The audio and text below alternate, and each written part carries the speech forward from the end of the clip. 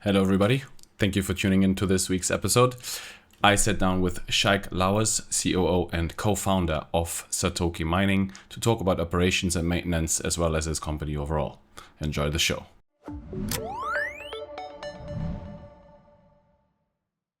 Welcome back. Hey, Shyke, how are you doing? I'm doing well, brother. Thank you for having me today. Yeah, absolutely. We've been trying to do this for quite some time. I know you guys have a lot of going on marketing-wise as well.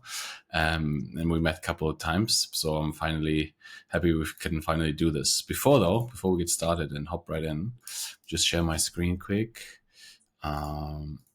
If you are listening on audio, this is the time to pull up the video. We are recording at 896.298 block height, and then we are currently at 55 hash price again. And in Bitcoin terms, let's see, fees have been somewhat stable again. Difficulty went down. Hashprice is looking good. Yeah, man. And we're at like 53,000 sats, if my eyesight doesn't deceive me. What do you think about hash price action over the last couple weeks or so? I'd say it's getting closer to where we need it. I think anytime we have hash price sub $50, we're definitely feeling pain in the market. What are we at right now? 54, 55? 55, yeah. 55. Yeah, I would say this is where, some of the pressure starts to ease off the market a bit, especially people that are on the lower side of the economic scale of mining. Yeah. But it's getting more comfortable, I'll say. In one of the last episodes, there's a clip that I just saw of myself. I talked about how hash price can go up much faster in dollar terms, of course, pulled up by Bitcoin price. And this is currently what we're seeing, right? The price just shoots up over a couple of weeks from 75 to 104. And it feels like this is the start of something, and hash price going to 60, 70 is not out of the question in the short term. Especially if hash price is below 40 and people unplug their machines and maybe like pack them away and start recycling and stuff like that, right? If you have like this run up, it's really easy for people to plug their machines back in quickly, which you will know everything about because that's your daily bread and butter, right? And I feel like if there's sort of a prolonged period of where hash price is lower, so let's see, like this is the 3 months, we've been pretty much below 50 since March with like brief specs close to the 50 edge. And then people start putting it away, I think, maybe, or whatever. What do you think? Why do you think pain is below 50? I would say in general, with a lot of the hash rate run we saw towards the end of 24 and the first few months of this year, a lot of that was fleet refreshes from some of the larger players. And while we did see a lot of hash rate growth, I think, what did we top out at? Did we cross is that a hash mark? Briefly? I think that depends on the average that you look at. You caught me. How I know? Anyways, we saw a lot of people upgrading their fleet, right? And we saw hash rate taking a large run. And while price did take a large run as well, in the last 2 years, the amount of hash rate we've seen come online, by this point in the cycle, we would already be seeing sexier, quote unquote, margins. But at this point, it's we definitely need to see a run in price for economics to get to see some greed in the hash price market, I would say. This episode is sponsored by Hashbranch, the easiest way to mine Bitcoin in the US. Sourcing hardware and rack space usually is a mess. Bad deal structures, misaligned incentives, and no visibility after deployment. I have placed tens of thousands of ASICs in partnership with Hashbranch.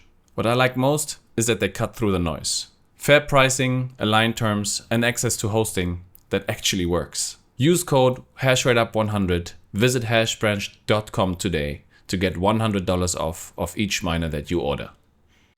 Yeah. Before we got started here, Shyke, because you just said greed in the hash price market. What you talked about mining culture, because we currently have this op return thing going on I would say maybe more mainstream Bitcoin Twitter, right? That's more focal point. What do you think the mining culture around that is greatly? Do you speak to folks in the industry? What are their sort of viewpoints? Yeah, as I was mentioning earlier, I think as the mining industry has grown, we've actually seen a divergence from the overall quote unquote Bitcoin community and the mining community. And nowadays, I don't think you hear as many conversations as far as what's going on with Bitcoin Core, what's going on with the overall Bitcoin picture in the mining industry as you used to. You know, the mining industry really birthed about 10 years ago, I would say, from people that were really deep into Bitcoin culture and everything that surrounds that, right? And nowadays, you see people that maybe joined in the space purely from they were an energy prior or they were interested in Bitcoin mining as an industry, but they might not be as passionate Bitcoiners, right? So I think with over time, we might see some of these conversations come back in the Bitcoin mining community, especially as we talk about hash rate centralization. And while some people might think it's not as relevant because they trust that things will just keep working out, if you see something even close to a 51% attack start happening in the market, I think you'll see a lot of the bigger players start to get a lot more focused as to what's happening behind the curtain and hash rate and what pool they're sending their hash rate to, et cetera. But I would Yeah, say as of right now, I don't see it being as discussed offline between people in the mining game. of course, like you don't grow to nearly a zeta hash on average from nothing, right? I think yes, the first sort of couple exahashes, they're very altruistically driven, maybe more so than the later ones or the latter ones. Um, and there's this funny convergence, right, between decentralization and the centralization of big financial powers that you need to build megawatt, gigawatt scale sites.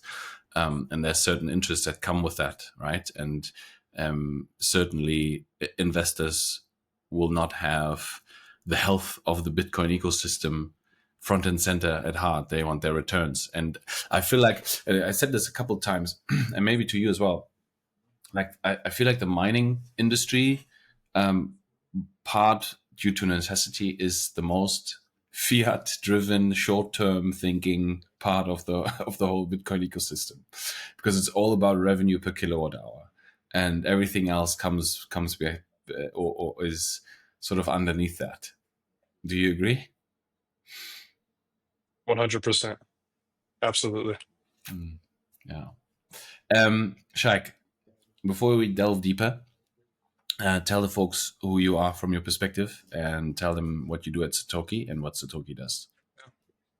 Absolutely. So Shyke Lowers here, COO and one of the co-founders of Satokie Mining. Team came together about 3 years ago. I myself and my two co-founders, Jay Zapata and Omar Alatorre, we all come from an energy background. I myself come from the battery storage development space. Partner Jay comes from financial positions and oil and gas midstream companies, and other co-founder Omar comes from operations background with working on large wind renewable energy farms. And it was really that intersection of Bitcoin mining meeting traditional energy markets and resources that really inspired us to come together and start Satokie. And let's call it quit the day jobs and go all into what we're building here. Love it, But on man. the Satokie side, everything end to end in the Bitcoin mining space from site origination, site development. And what's really kept us busy over the last 12 months is third party site operations. Everything from finding sites, building sites, and running sites day to day is where we spend our time and provide value in the market. Why do you think there is such a need to, and we want to focus on operations, right? I want to dig deeper into that part of the value chain and understand more details around like how operations work, what processes you have and stuff like that. Why do you think there's such a need? Why do people not bring the skill set themselves if they do decide to go invest into the space? Yeah, it's a great question. I think why it's super important is because I would say my team kind of came into the Bitcoin mining game a bit backwards from other people, where a lot of Bitcoin miners might have came from IT or the technical side of or software background, and they've had to learn energy and large infrastructure operations. That was actually our bread and butter from day one, right? When you come from a true energy infrastructure background, operations was in our blood from day one. And I think that's what's really allowed us to scale when it comes to building teams and optimizing operations, right? And in the broader ecosystem, I would say a few years ago, you had a lot of talk in the market of a lot of people saying that they were fully integrated, they were the best operators in the space. But when it really comes down to it, man, operations sucks. It is not fun, right? You're managing lots of people, managing lots of infrastructure, and it's hard. It's 24/7. These operations don't go to sleep. And I think we've seen a lot of players in the space and a lot of up and comers, instead of trying to pretend that they're fully integrated and that they know what they're doing in the end, they want to stick to what they know. And some groups, financial optimization might be where they have an edge, right?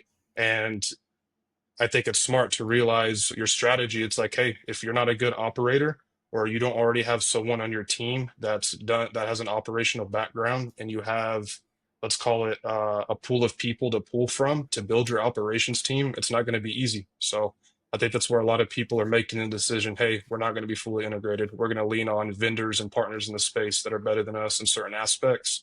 And I think we'll continue to see that as the space matures. What makes a good operation on a mining site, Shyke? If you have to pick the top 3 things that you look for, if you had to judge somebody else's operation, what would you be looking for?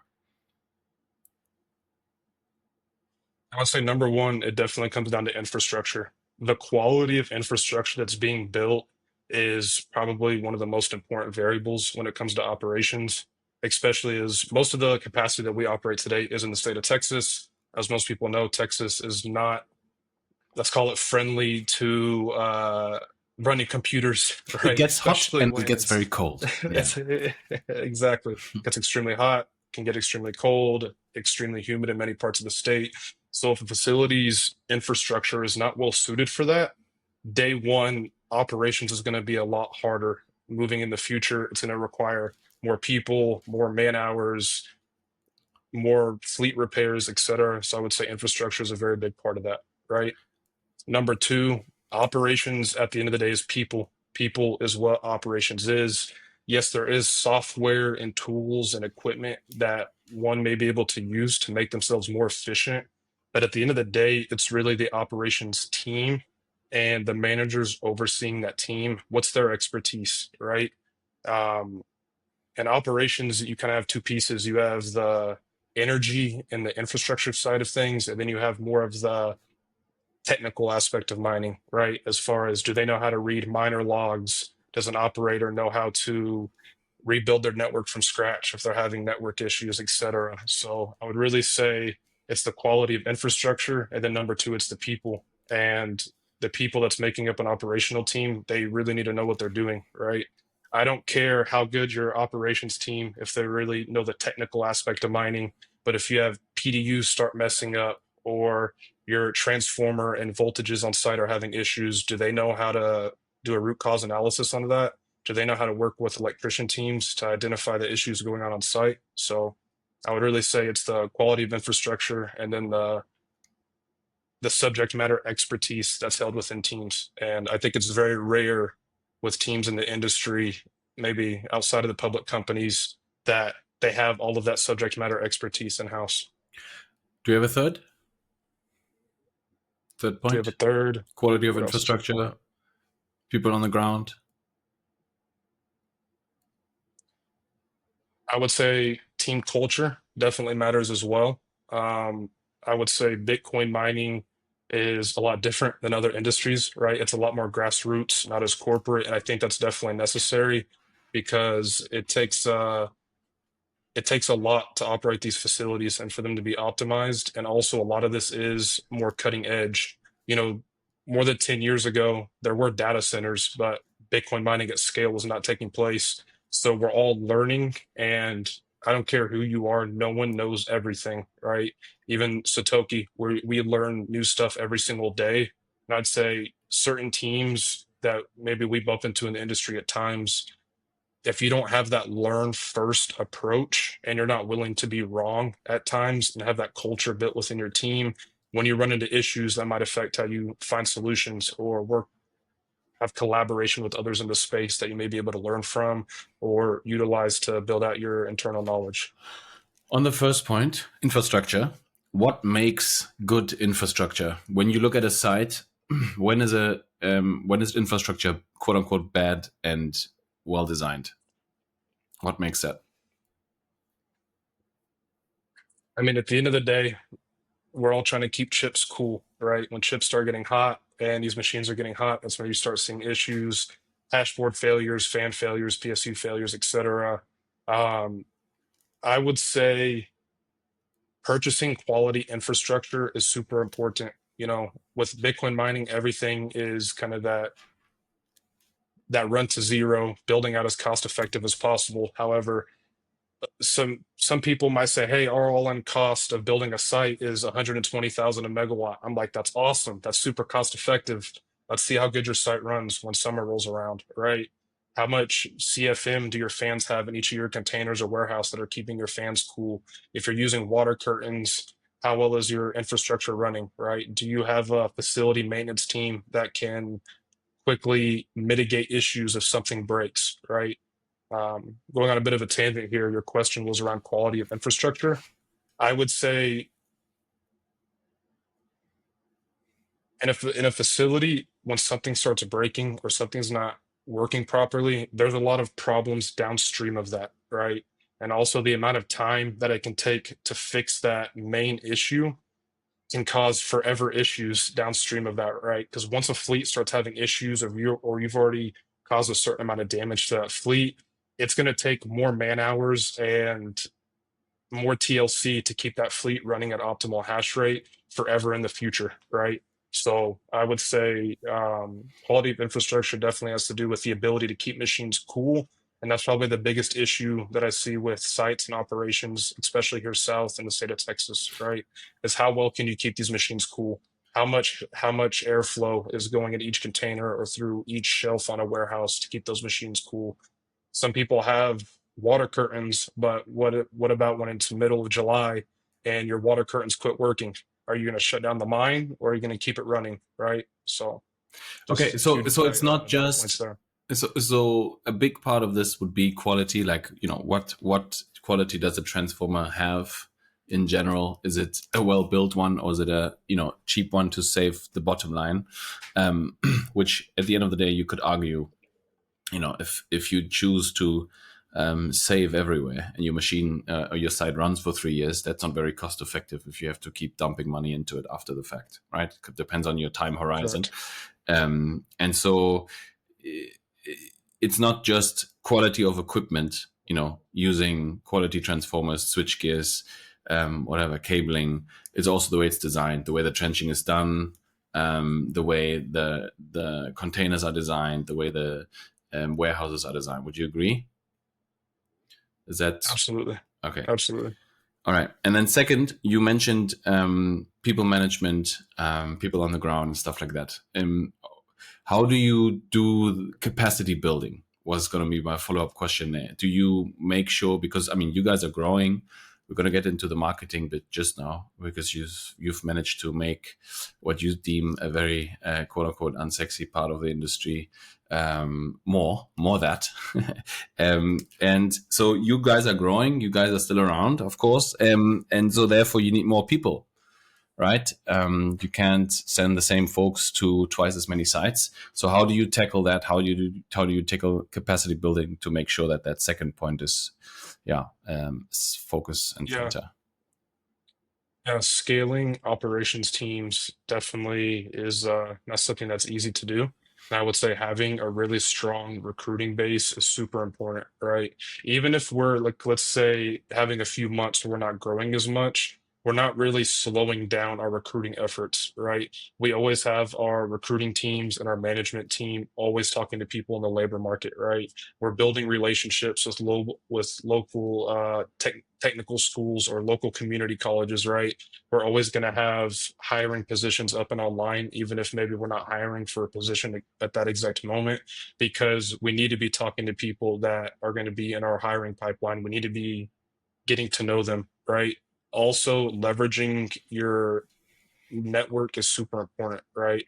There's people that maybe we've done business with in the past that work with other companies and they reach out to us saying, "Hey, I have a buddy, he's worked in the space for 3 years. He just left his last gig. He's looking for a new opportunity in the space. And I would say here in the last like 3 months, that's been super crucial for us is leveraging our network and getting referrals and references for people to come and join the team. And sometimes we hire a technician or a new site manager, and he's like, "Hey, I've been on the team 3 months now. I've really enjoyed it. Is it possible for me to bring on some of my friends from the last company I was at?" Absolutely. So Awesome. What do you look for when, of course, like if somebody worked at a Bitcoin mine before, that's obviously key. That's a good building block. If I come fresh out of uni, what do I need to bring to be a potential candidate to have good grounds, basics? I would say understanding of electrical theory is super important, right? Understanding what voltage and amperage is even if someone isn't working on the infrastructure directly, being on a facility, this stuff can be dangerous. So, do they understand infrastructure? Have they ever worked on electrical components before, right?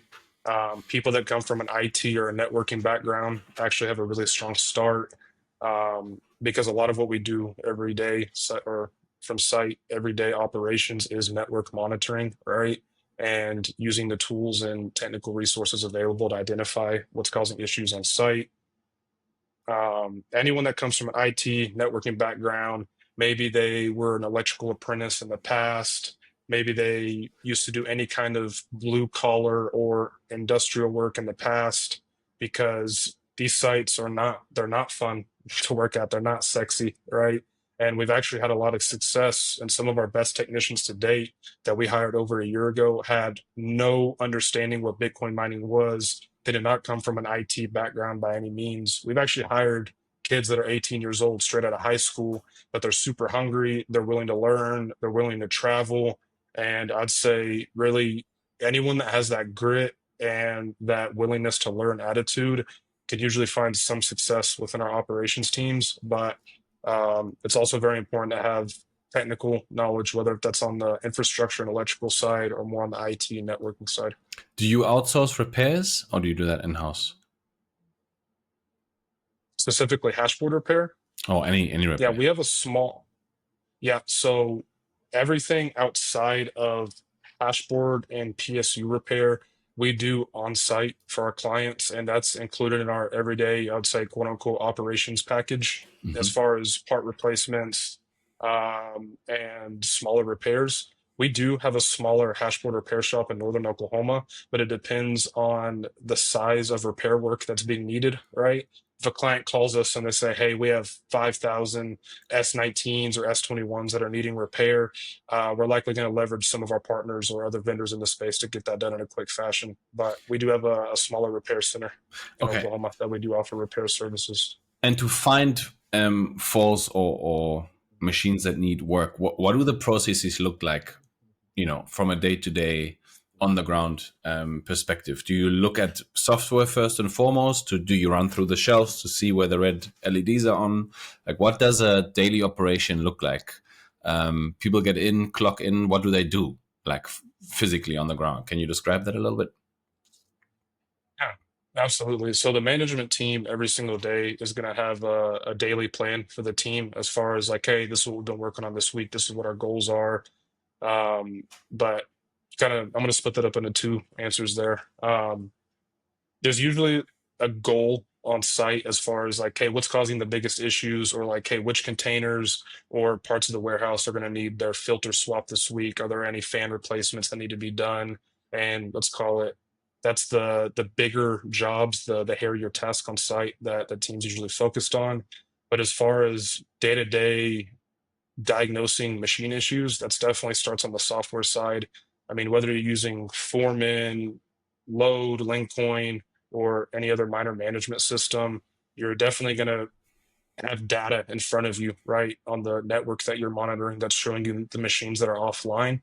And once you have a report in front of you that says, "Hey, on the site, these are the machines that are down," you're usually going to dispatch different technicians to go work on different parts of the site, right? And then from there, it can be holistic issues that they're seeing, right? Is it, "Hey, some machines are having issues coming back from a curtailment and they just need a hard reset?" other fans that are broken, and we need to pull these off the shelf and get other people on the team working on fan swaps, etc. I would say from that point, it depends on what the issues are on site.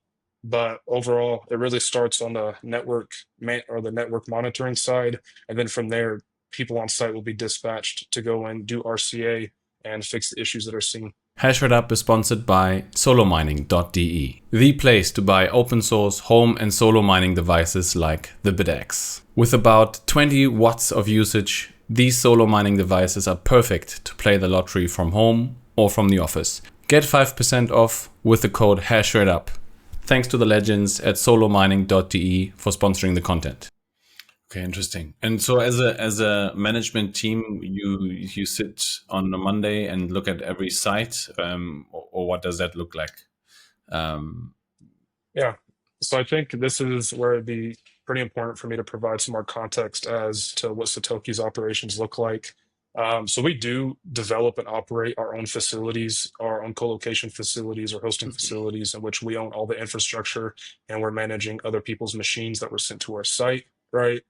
However, the vast majority of what we operate, I just did the math yesterday, where we at 186 megawatts that we're operating to date.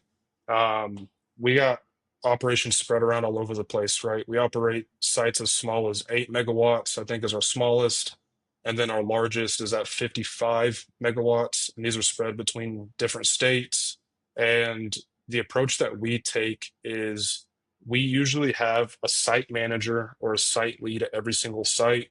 And that person is going to have a close relationship to our director level and VP level team that oversees operations, right?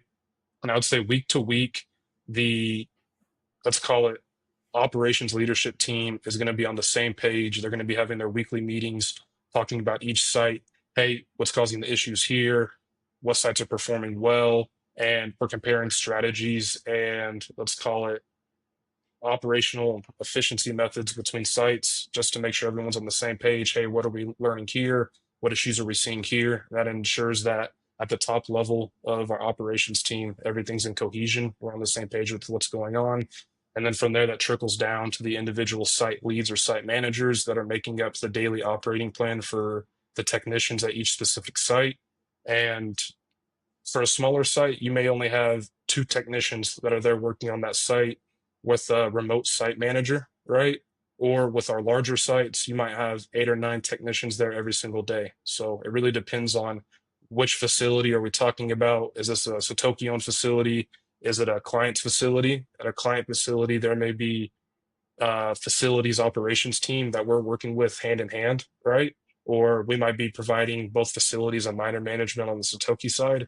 So it really depends on which particular facility that we're discussing. Or Yeah, it doesn't also matter where people live, Shyke, because like if you have technicians that have to be at a site every day, right, and it's a client site, you need technicians that live close by, right? That does not. I imagine that limits your talent pool quite a bit. Imagine you have a site where you don't have any employees living nearby. Right now, you need to hire somebody. These guys say, no, bring your own team. How do you handle that? Have you had that issue before? absolutely, that's issues that we tackle daily, right? I would say that as you and many of the listeners likely know, many of these facilities are in very remote areas, right? And if one of us or our clients is spinning up a new site, we immediately begin hiring local technicians in that area. But however, within Satokie, what's allowed us to be so flexible and scale so much throughout the last year is we have a certain group on our team that we call our road dogs, right? That they might live in Texas, they might live in Oklahoma, they might live somewhere else, but they are down to go on the road at any moment in time. We're going to buy or we're going to get an apartment, we're going to rent an Airbnb, right? So the managers and technicians have a place to live. And so our road team and our traveling managers allow us to spin up sites anywhere, right? And during those first few months of operations, which we'll call quote unquote the stabilization phase, that's where we're really bringing in the local people that we're finding that live in the area. We're training them up, and we usually retain one of our managers in the area long term to make sure everything's up to par, meeting our standards before we pull any of our travel team away. How does somebody graduate from being a technician to a site manager? What does that look like? Yeah, so there's definitely very specific tech progressions that we have outlined in the training curriculum.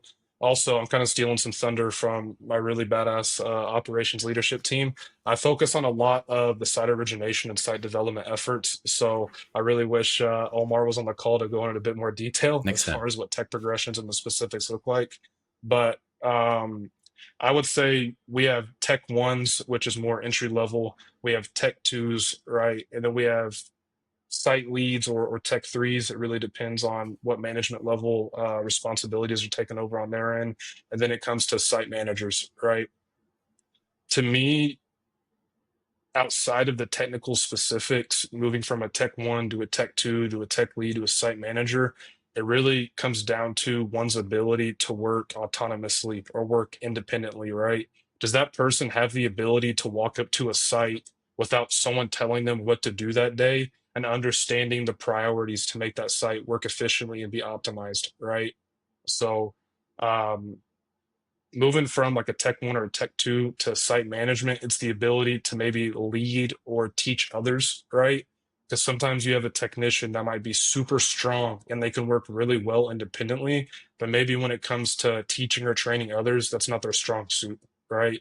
For someone to be a true site lead or site manager, they must have the ability to work well with others, understand what's going on site end to end, from a very particular miner that's having issues all the way to the major electrical infrastructure on site, right? They have the ability to lead a team, right, and handle, let's call it the people issues that pop up when you have teams working together, right? Do they have the ability to do conflict mitigation and make sure the team's working well together? And this are a few of the things that we think through and we like to see from our internal team members that are maybe been on the team more than a year now, and they've become a really strong tech two or site lead, and we want them to step up to that site manager position.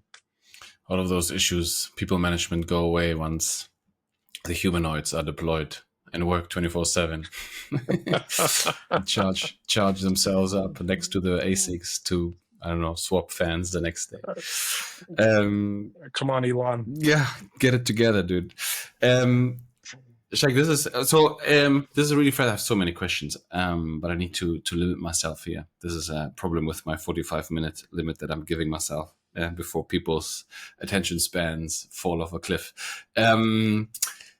Vertical integration, I wanted to ask you about, right? That's a common trend where margins, of course, as we both know, in the future will always keep declining. People will vertically integrate, and that means doing more of the work yourself, right? Now you're saying, hey, we're a service provider. We are your source to outsourcing this part of the value chain. We operate the site for you. First of all, can you say how much you guys charge? Like, what is the revenue for a site look like? Is that something you can say? I'm definitely gonna have people calling me after they listen to this, like, where's that cheaper pricing at? Give me a I'm just kidding. range. I would Give me a say it really range. depends. Yeah, it really depends. I think it's important though to talk about how we determine pricing, right? More than just giving you a flat number. Okay. Because is this a hydro facility? Is it going to be an immersion facility? Mm. Is it an air cooled facility? Right? Understanding the implications with those different cooling methods on site, right? Are we running a site that's a brand new S21 Pros? Or are we running a site of old S19J Pros, right?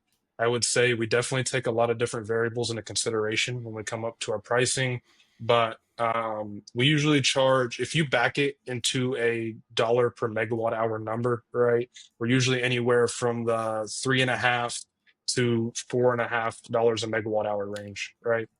Okay, and that's just for the operations, because you guys do energy Correct. trading and stuff like that on the side as well, right? Which we can maybe get into on another show. Okay, so we have that.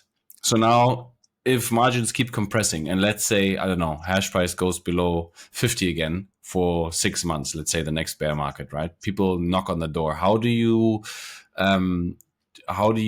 keep your business? Like, how, I mean, of course the machines need to run and you're responsible for that, but how do you protect yourself against the trend of more and more miners building their own capacity out for operations? Well, at the end of the day, you got to provide a badass service, right? That always comes first, and that's always our number one goal is providing the best site operation service, because then that question isn't even an option from the client's point of view.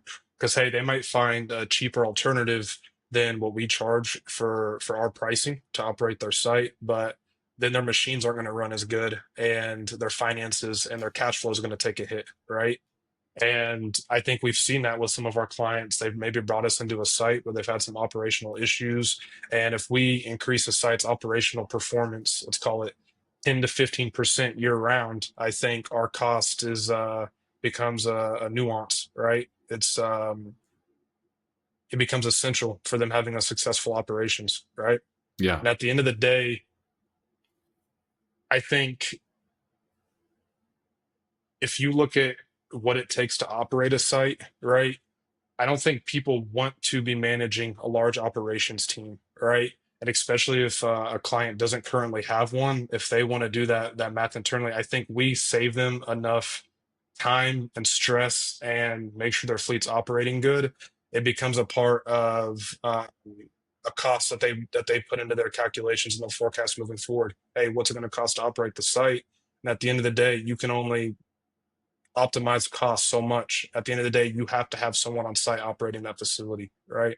Are you still selling your hard mined Bitcoin for expenses like mining hardware, electricity bills, and tax invoices? With Firefish, you can access liquidity in fiat or stablecoins without selling your Bitcoin. Firefish is a peer-to-peer marketplace for non-custodial Bitcoin-backed loans. No credit checks and no monthly payments. Sign up on Firefish today, create a loan request, deposit BTC into a multisig, get funded by an investor, and repay at the end of the term. Collateral is always at least 2x the loan. So if BTC drops by 50%, you may be liquidated. So be sure at any time to top up the collateral as needed. Thanks to the legends at Firefish for sponsoring the show. Use HashrateUp for a 30% discount on the fees and get your first Bitcoin-backed loan today. Yeah, plus, I mean, a lot of the, like with the older models, right? We talk about profit splits a lot. I know the two of us as well, when it comes to certain demand for people in the space and supply and what deals they're looking for.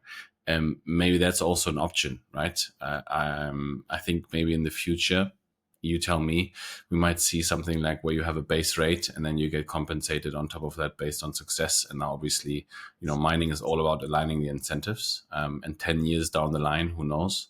When Bitcoin mining is more mainstream, even when we're at 2-3 zettahashes or whatever, or 5, then that might be an option as well. But it's interesting. And of course, what your point is very valid. If you're around and you make the site more profitable, so you bring in more revenue, then of course your your cost is more than covered and justified. Understood. Marketing, Shyke. That's also another point where you guys have been really strong. I don't think I know any other mining company in the space that's doing hands-on work on the ground in the mines that has such a strong marketing game. Why was that important? What has that given you guys? Because even now for this interview, I'm sure you don't wear your uniform. We can't see the logo, but I know there's a logo on your chest, and you guys have this like really, really cool apparel going on as well. Tell me about that a bit more. What made you guys go down that route, and what has it given back? Yeah, absolutely. And I would say a year and a half ago, when we first started focusing more on our marketing, it was super instrumental in our growth over the last year and a half. And I do have to shout out the media company that we utilize. It's a really awesome dude named Ryan Harper that's based out of DFW, Harper Belmont Media. What is He's an DFW, awesome Shaik? You guy. got to translate that for my German and European viewers. What is DFW? Dallas Fort Worth, Okay. Dallas Fort Worth, Okay. right? So based out of Dallas, and we had a great relationship with him. He used to do some other media services in the space, and we met him at a conference. Have some other connections in the industry, and we started having a conversation one day of what it looks like if he started helping us with our marketing, doing some on-site shoots. And a lot of what people see today on our LinkedIn, and which has kind of built more of an established name for us in the industry.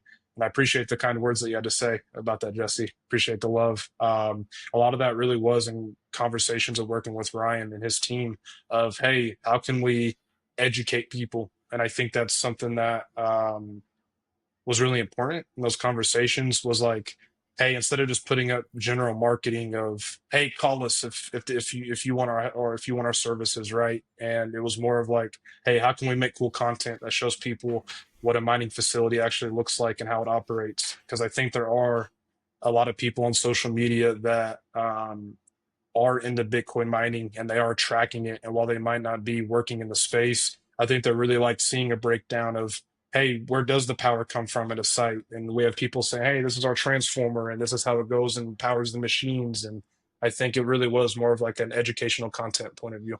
Yeah, but you're also showing that you know what the hell you're talking about. That's also super important. I think you're giving viewers and you're giving the space in general, because everybody will click on these videos, listen for 10 seconds even, or while they scroll past, they will see you and associate it with the mine, and let's say you come fresh into the game, you're an investor, you buy a site, now you're trying to think of names that can operate. That's, your name comes up. It sticks. And I don't see you guys, correct me if I'm wrong, having booths at events and stuff like that. Even Mining Disrupt, did you go to Mining Disrupt and have a booth? Or no? No, we have not done a booth. I don't know if we'll ever do a booth. Our conferences we're always running around, want to meet with people, doing offsite meetings and stuff. And those booths are expensive as well, man. And while I do think they can do a good job of getting your name out there, we already know a lot of people at the industry events, and someone's got to sit there and man the booths. We'd rather be. I got people out in the field working, and the ones of us that are lucky enough to attend the events, I would say we're running around through meetings, taking phone calls, and I would hate to invest in a booth and have it sitting there at empty. So, I know we saw each other last in Abu Dhabi at Bitcoin yeah, Mena, yeah. where you were running around doing what you just said. Do you have site operations outside of the US? I would say as of right now, no. However, we have been involved in a few projects with different people that are planning on doing site deployments here in the near future. And we are looking at dispatching some of our US based team to go out there and help them see a smooth deployment and maybe help them train and do some consulting with training their own internal team. And once we help them do site deployment, we'll provide some day to day remote monitoring help and be on call for any issues that they might experience in the field. But we absolutely have the ability to be involved with international operations as well. To anybody who's still listening, and congratulations. I saved this my favorite question that I was going to ask today for last. If you look at the future of Satokie in, like, I don't know, 5 years or whatever, do you guys broaden out and have more revenue streams? Or is it more of a thing where you dial in on what you already have and make that even better? And if it's the second, how do you make your operations even better than they are today? It's a great question. There was a few questions wrapped into that, so Should try I, to break that so apart if you it's don't more of a, mind. like a, do you Yeah, broaden out? Have you specialized, or yeah. are you going to So specialize more? I would split Satoki into two different buckets, right? On one end, we have the asset management bucket, and that's the assets that we own and optimize on our balance sheet, right? And then on the second bucket, we have our operations and services arm, right?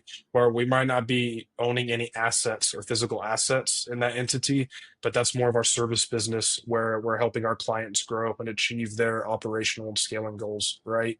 And I'd say we are leaning into the third party side operations as much as we can, right?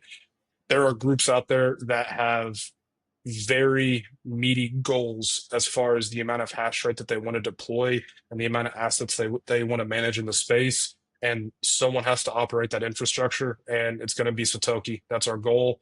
One day we're going to be operating a gigawatt of Bitcoin mining infrastructure. And so we're leaning into that 1000%.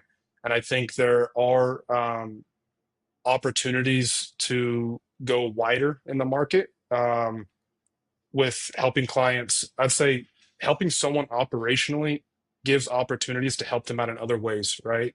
Let's say we have a client that's deploying a 40 megawatt facility in 2 months. We're having other conversations around just us showing up with techs and helping them out. Hey, where are you procuring your infrastructure? Who are you buying your miners from, right? And through these conversations, it's not unique or it's not rare that we find other opportunities or gaps in their development plan to help them out as well. So I'd say as we continue to grow, more of those opportunities arise in the future as well. But also, as we talk about our asset management arm, I've been super focused on building out our site origination team here over the last 6 months. I think long term, the ability to own land and power capacity on grid is a really awesome asset that will continue to appreciate in the future. The same reason we all love Bitcoin, right, is because it's scarce and it's going to increase in value as time goes on. I view it land that has power capacity as the same. And we also have really badass skill set within our team to be able to cash flow and monetize those assets. So, yeah, hopefully that answers your question. That does answer my question. Last but not least, Shyke, before I give you the floor to shill yourself and shill Satokie and tell people where to find you guys. Satokie mining at 1 gigawatt.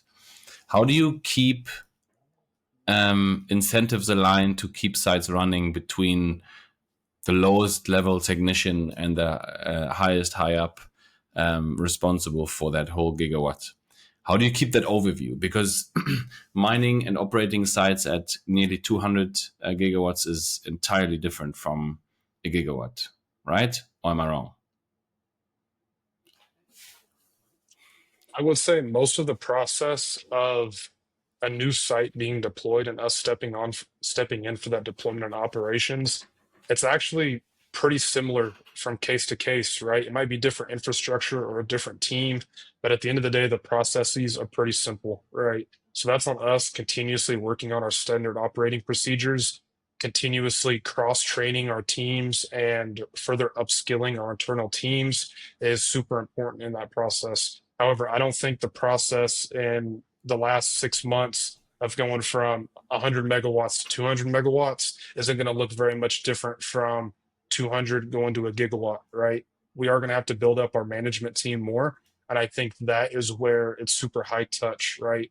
We are super important, or let's call it, we think it's very critical and super important who we bring into our team, right?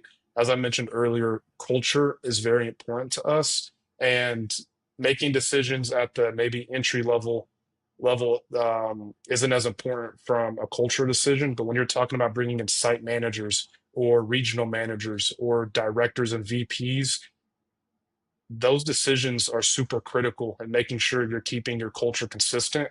And that's what I'm really focused on my end is, hey, how can we continue to add personnel and people to the team while still making sure our cultural values that have allowed us to be successful up to this point will bring us to that gigawatt mark.